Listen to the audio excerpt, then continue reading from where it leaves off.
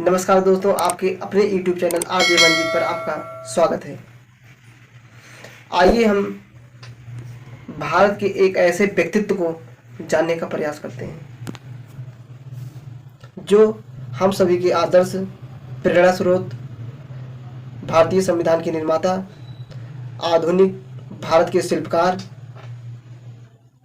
ज्ञान के प्रतीक, भारत रत्न, राष्ट्र निर्माता डॉक्टर B.R. अम्बेडकर यानी बाबा साहब अम्बेडकर के व्यक्तित्व को हम जानने का प्रयास करते हैं।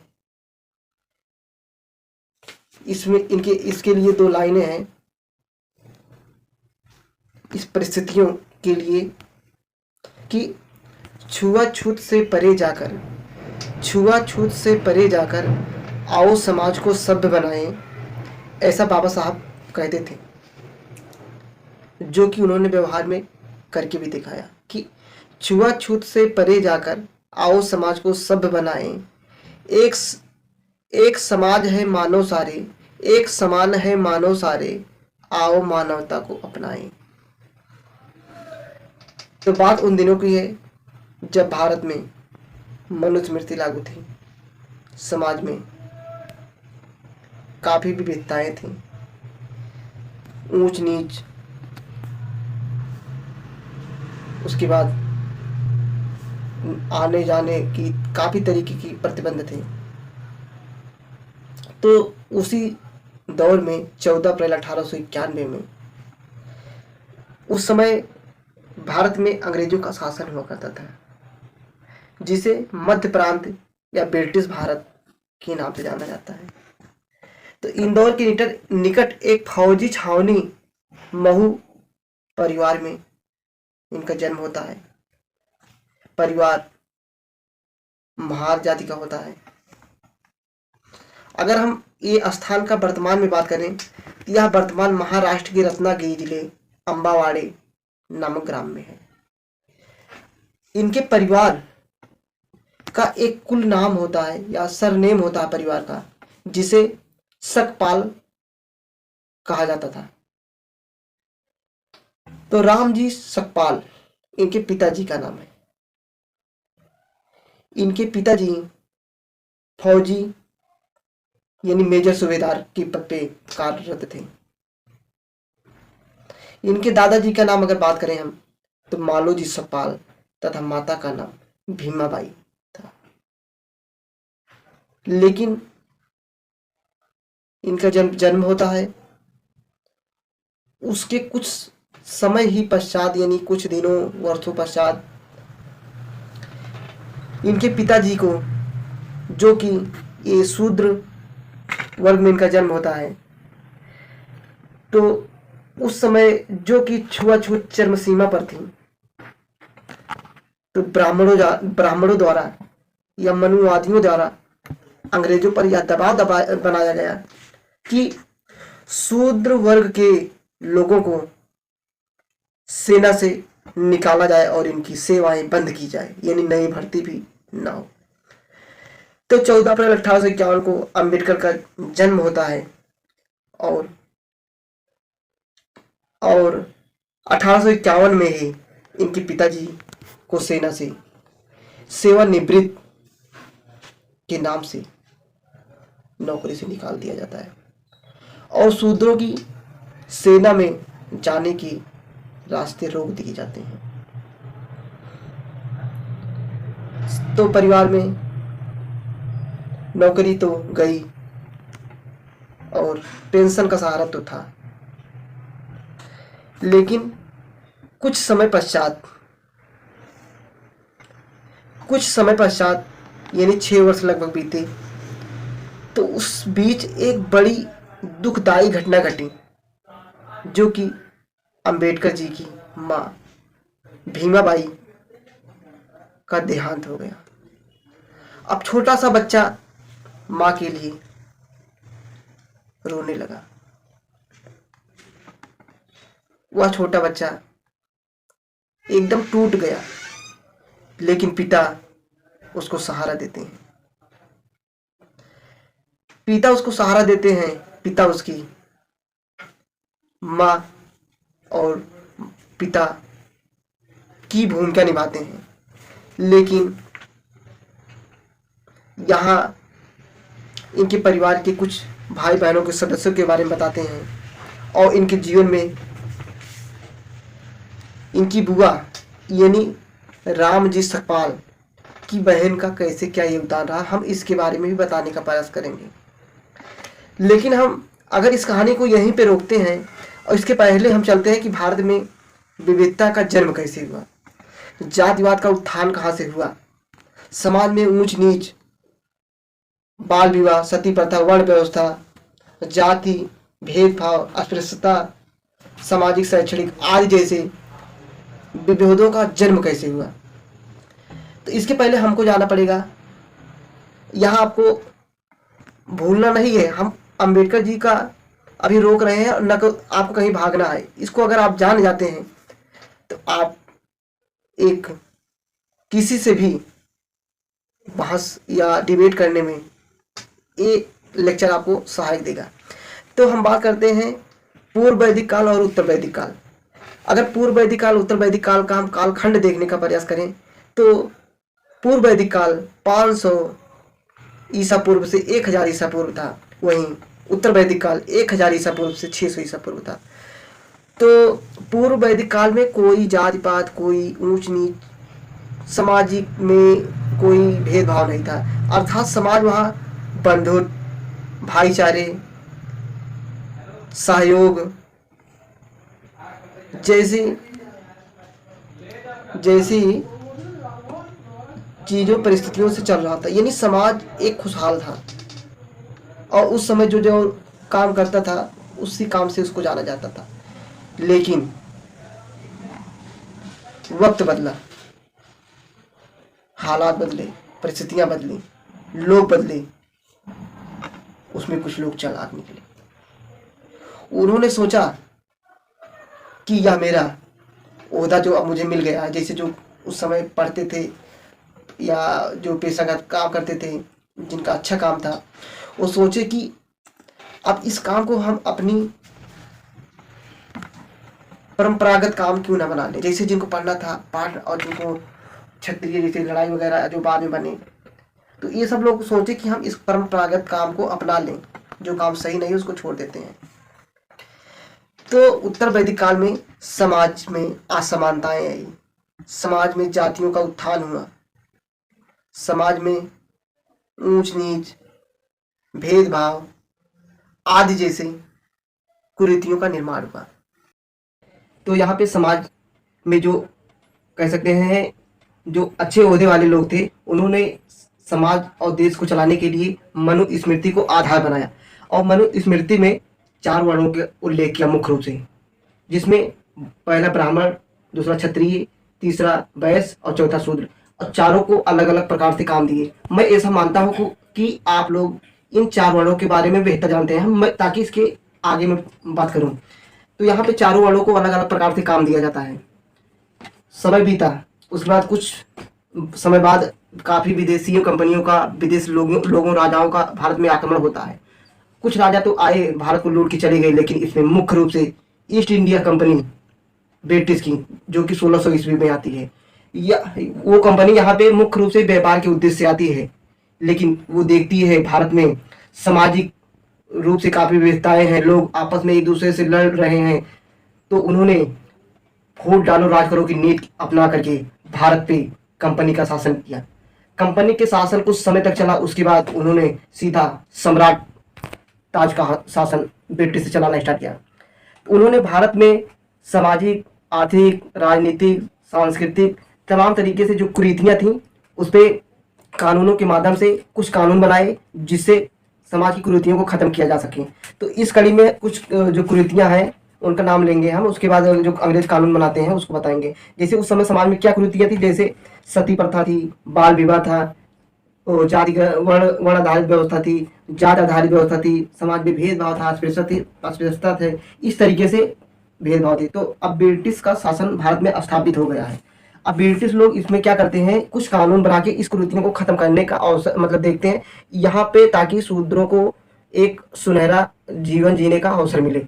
तो इसी कड़ी में शूद्रों को मनुस्मृति के आधार पर संपत्ति रखने का कोई अधिकार नहीं था। तो अंग्रेजों द्वारा 1795 अधिनियम के द्वारा शूद्रों को सबसे पहले संपत्ति रखने का अधिकार दिया गया। तो यहाँ पे शूद्र अब संपत्ति रखने के हकदार हुए। और आगे चल के फिर क्या हुआ, 1773 रेगुलेटिंग एक्ट के तहत अंग्रेजों द्वारा न्याय व्यवस्था को समान बनाने का प्रयास किया गया। जैसे कि पहले मनुस्मृति के आधार पर वर्ण के जैसे मतलब न्याय दिया जाता था। जैसे कोई गलती मान लीजिए कर रहा है, एक ही गलती ब्राह्मण कर रहे हैं, वही गलती शूद्र कर रहे हैं, तो दोनों को अलग अलग दंड दिए जाते थे। जो कि अंग्रेजों ने इसको 1773 के रेगुलेटिंग एक्ट बना करके एक दंड के लिए एक समान एक अपराध के लिए एक समान दंड बनाया। आगे चल के 1804 अधिनियम 3 द्वारा कन्या हत्या पर रोक लगती है। जैसे पहले समाज में महिलाओं लड़कियों को समाज में कह सकते हैं बोझ समझा जाता था। केवल इनको हिटलर ने तो यहाँ तक कहा कि औरतें केवल बच्चा पैदा करने की मशीन है, तो महिलाओं को यहाँ तक समझा जाता था। लेकिन अंग्रेजों ने 1804 में अधिनियम बना करके यहाँ भी सुधार करने का प्रयास किया। ये सब मैं इसलिए बता रहा हूँ ताकि इस परिस्थितियों को अम्बेडकर जी से हम मिलान करें आगे चल के। आपको इस बात को ध्यान में रखना है, इसीलिए मैं इसका उल्लेख कर रहा हूँ। जो कुरीतियाँ हैं तभी हम समझ पाएंगे आगे। 1813 में सबसे पहले शिक्षा का अधिकार मिलता है सबको। जैसे मनुस्मृति के आधार पर शूद्र को ना तो शिक्षा का अधिकार था, यहाँ तक कि वो अगर कोई अच्छा वचन सुन ले रहे हैं तो उनके कानों में शीशा पिघला कर डाल दिया जाता था। तो अंग्रेजों द्वारा 1813 शिक्षा अधिकार दिया जाता है और सर्वप्रथम सर्वजाति सर्ववर्ण को शिक्षा में भाग अवसर मिलता है। और 1813 में दास प्रथा का अंत किया जाता है। दास प्रथा का तात्पर्य यहाँ है कि जैसे आज हम जानवर को खरीदते बेचते हैं, वैसे लोग पहले मानव को खरीदते और बेचते थे। तो अंग्रेजों ने इसमें हस्तक्षेप किया और 1813 में इसका अंत किया। आगे चल के क्या होता है, 1817 में समान नागरिक संहिता अंग्रेजों द्वारा लाई जाती है। समान नागरिक संहिता में है वही कि सबको एक समान समझा जाए, एक कानून हो, एक जैसा दंड मिले, एक अपराध के लिए एक दंड हो, उसमें कोई भेदभाव ना हो। आगे चल के क्या होता है, 1819 में अधिनियम 7 द्वारा शूद्रों को स्त्री सेवा जो पहले चलती थी मनुस्मृति के आधार पे, उसको खत्म करने का प्रयास किया जाता है। इसमें स्त्री सेवा क्या है, जैसे कोई शूद्र की लड़की की शादी हो रही है तो शूद्र की दुल्हन मतलब शूद्र की लड़की जब विवाह हुआ तो दुल्हन जब आती है तो सबसे पहले उसमें क्या नियम था मनुस्मृति में, स्टार्टिंग 3 दिन ब्राह्मणों के घर जाकर के शारीरिक श्रम देना पड़ता था। उसमें शूद्र महिलाओं स्त्रियों बहुओं का काफी शोषण होता था। तो इस तरीके से अंग्रेजों ने 1819 में अधिनियम 7 द्वारा इसे अंत किया गया। आगे चल के 1830 में नरबलि प्रथा का अंत किया जाता है अंग्रेजों द्वारा। नरबलि प्रथा का तात्पर्य है कि जैसे पहले ब्राह्मण लोग ऐसा मानते थे कि अगर भगवान को खुश करना है तो शूद्रों को अपना सिर पटक पटक करके मंदिर पर अपना बलि देना होगा, जिससे भगवान खुश होंगे। इससे फायदा वो बताते थे कि सबको होगा, लेकिन इसमें शूद्रों का शोषण होता था। आगे चल के 1833 अधिनियम 87 द्वारा सरकारी सेवाओं में भेदभाव जैसी चीज़ों पर रोक लगती है। और आगे अगर बात करें 1834 में भारतीय विधि आयोग का गठन होता है, जिसमें सबसे पहले अंग्रेजों द्वारा जाति धर्म भेदभाव से ऊपर उठकर कानून का निर्माण होता है। और आगे अगर बात करें 7 मार्च 1835 को लॉर्ड मैकाले जी के द्वारा शिक्षा नीति राज्य का विषय बनाया गया और इसमें उच्च शिक्षा के लिए इंग्लिश विषय मतलब इंग्लिश भाषा को मुख्य बनाया गया और सबको अवसर दिया गया। अगर आगे फिर इसकी बात करें 1835 में शूद्रों को सबसे पहले कुर्सी पे बैठने का अधिकार मिला। इसके पहले शूद्र को कुर्सी पे बैठने का अधिकार नहीं था। हम लोग या आप लोग कहीं देखे ही होंगे गांव में पहले क्या होता था, अगर कोई उच्च जाति का जैसे ब्राह्मण कुल के लोग आते थे तो शूद्र उनको दूर से ही देखते थे, तभी अपनी कुर्सी छोड़ के खड़े हो जाते थे। तो अंग्रेजों द्वारा यह कानून 1835 में ही बना दिया गया था कि ऐसा आप कुछ नहीं करना। लेकिन लोग आज भी गांव में हमें देखने को मिलता है, या खास करके अगर बात की जाए तो राजस्थान वगैरह में ज़्यादा देखने को मिलता है। और इसी कड़ी में फिर आगे बात करें अगर तो 1819 अधिनियम 17 के द्वारा सती प्रथा पर रोक लगता है। सती प्रथा आप जानते ही होंगे, जैसे पहले लड़की को बाल विवाह होता था तो लड़कियों की शादी हो जाती थी। लड़की अगर पता चला 10 साल की है, 8 साल की है, लड़का 30 साल का है, तो उसमें लड़की जो होती थी उसका पति मर गया, अब उसको लड़की को जीते जी उसकी चिता पर जलाया जाता था, जिसे अंग्रेजों ने 1829 अधिनियम 70 द्वारा इसका अंत करते हैं। और आगे अगर बात करें, देवदासी प्रथा का आपने नाम सुना ही होगा। इसमें क्या होता था, इसमें शूद्र लड़कियों को ब्राह्मणों द्वारा यह कहा जाता था कि इनको आप मंदिर में दान कर दीजिए तो आपका भला होगा, आप इस नरक से बाहर निकलेंगे। इस तरीके से भ्रामक उनके सामने फैलाया जाता था और उस भ्रामक के शिकार दलित यानी शूद्र होते थे और अपनी लड़कियों को मंदिर में दान कर देते थे। अब उन लड़कियों का उस मंदिर में शारीरिक रूप से शोषण भी होता था। अगर हम बात करें 1921 में जातीय जनगणना के आधार पर मद्रास में 4 करोड़ 23 लाख जनसंख्या मिली टोटल, उसमें 2 लाख लड़कियां मंदिरों में पाई गई जो देवदासी के नाम से जानती थी। उन लड़कियों से जब पता लगाया गया तो उनका शारीरिक रूप से शोषण भी काफी होता था। तो यह जो है इसका अंग्रेजों द्वारा अंत किया जाता है देवदासी प्रथा का। तो यहाँ भी अगर कहा जाए ये भी समाज सुधार में काफी अच्छा योगदान रहा। लेकिन हमें यह भी ध्यान देना है, ये तो कानूनी कार्रवाई जो है किताबों पे हो जा रही है, लेकिन समाज में हमें देखने को नहीं मिल रहा था और आज भी हमें नहीं देखने को मिलता है। अगर राजस्थान की बात करते हैं तो आज भी वहाँ मोछ रखने पर, उसके बाद घोड़ी पे चढ़ने पर, पानी छूने पर मटका का तमाम तरीके से हत्याएं हो जाती हैं। यह हमें सोचने का विषय है। या एक समाज को नहीं बल्कि पूरे भारत को पीछे ले जाएगा ये घटना। इसीलिए मैं कहता हूँ इस चीज़ को आप नज़रअंदाज करिए, क्योंकि सब मानव एक समान है। अगर आगे बात करें, 6 अक्टूबर 1960 को इंडियन पेनल कोड बनाया जाता है अंग्रेजों द्वारा। इसमें अगर हिंदी में हम बताएं, यह भारतीय दंड संहिता 1807, इसमें लॉर्ड मैकाले द्वारा जो है यह बहुत बड़ी समझ लीजिए अच्छा कदम उठाया गया, जिसमें शूद्रों की जंजीरों को जो जकड़ी गई थी सदियों से, उसको काटने का प्रयास किया गया और यह अच्छा साबित हुआ। इसमें जाति, वर्ण, धर्म एक समान कानून बने, सभी को एक समान न्याय देने का प्रयास किया गया। 1863 में जो है चरक पूजा पर रोक लगी। इसमें चरक पूजा में क्या होता था, जैसे कोई अच्छा पुल निर्माण हुआ, कोई भवन निर्माण हुआ, इसमें शूद्रों की जीते जी बलि दी जाती थी और ये सब माना जाता था इस बलि से अब इस निर्माण का अच्छा काम होगा और यह काफ़ी लंबे समय तक चलेगा। तो इस तरीके से कुरीतियाँ थी। और 1871 में बात करें तो 1871 में जातीय जनगणना अंग्रेजों द्वारा स्टार्ट किया गया, जो कि 1941 तक चली। और आगे चल के जब भारत में अंतिम सरकार का गठन होता है तो 1948 में अंतिम सरकार के प्रधानमंत्री श्री पंडित नेहरू द्वारा जातीय जनगणना को कानून बना करके बंद किया गया, और जिसकी आज भारत की राजनीति में काफ़ी चर्चा होती है। अगर आप ध्यान देंगे तो तमाम पार्टियां कहती हैं कि मैं आऊँगी तो जातीय जनगणना कराएंगी, तो इस पर हमें यही बात है उठा रही हैं। और आगे फिर 1872 में सिविल मैरिज एक्ट बनता है, जिसमें पहले बाल विवाह लड़कियों की थी, लड़कियों का होता था, लड़कों का। तो इसमें क्या होता था, पता चला लड़की जब जान मतलब एक उम्रदार मिच्योर हुई, उसके बाद पता चलता था उसका जो पति है उसका स्वर्गवास हो गया, तो उसको पति के घर जाने से पहले उसको सती होना पड़ता था। तो अंग्रेजों द्वारा 1872 में सिविल मैरिज एक्ट बना करके या मतलब दोनों लड़कों लड़कियों की उम्र निर्धारित करने का प्रयास किया गया, जिसमें लड़कियों की 14 और लड़कों की उम्र 18, ताकि इस घटना से बचा जा सके। जो कि सती प्रथा का तो अंत अंग्रेजों द्वारा पहले किया गया था, जिसमें राजा राम मोहन राय जैसे लोगों को काफ़ी योगदान रहा। और आगे एक बात पे मैं विशेष ध्यान दूंगा जिसको आपको ध्यान देना है, ये अब अम्बेडकर जी से यहाँ पे जोड़ने चल रहा है। हम जो पीछे कहानी आपको छोड़े थे, अम्बेडकर का जन्म हुआ था, अब उस कहानी को यहाँ जोड़ेंगे। जैसे कि अंग्रेजों द्वारा महार या चमार कह सकते हैं रेजिमेंट का गठन किया जाता है। अब महार या चमार रेजिमेंट में इसमें शूद्रों को अंग्रेजों की सेना में सेवा देने का अवसर मिलता है और इसका लाभ अम्बेडकर जी के पिता राम जी सतपाल भी उठाते हैं। वो अपना मतलब कंपनी या ब्रिटिश सेना में जाते हैं और ज्वाइन करते हैं और वो मेजर के पद पे कार्यरत रहते हैं। 1851 में कुछ घोर मनुवादी ब्राह्मणवादी जैसे लोगों के द्वारा अंग्रेजों पर यह दबाव बनाया गया कि शूद्रों को अंग्रेजी सेना से बहिष्कार यानी निष्कासित किया जाए और इनकी भर्ती पर रोक लगाया जाए। अंग्रेजों ने फिर इनके दबाव में, ब्राह्मणों के मनुवादियों लोगों के दबाव में शूद्रों को सेना में जाके रास्ते बंद किए और जो लोग कार्यरत थे उनको निष्कासित किया, जिसके शिकार डॉक्टर बी.आर. अम्बेडकर के पिता रामजी सतपाल हुए। अब 1991 में अम्बेडकर जी के पिता जी को कंपनी की सेना से मेजर के पद से निकाला जा रहा है और नाम दिया जा रहा है कि ये सेवानिवृत्त हुए हैं। उधर 1851 में अम्बेडकर जी यानी रामजी सतपाल के घर अम्बेडकर जी का जन्म होता है।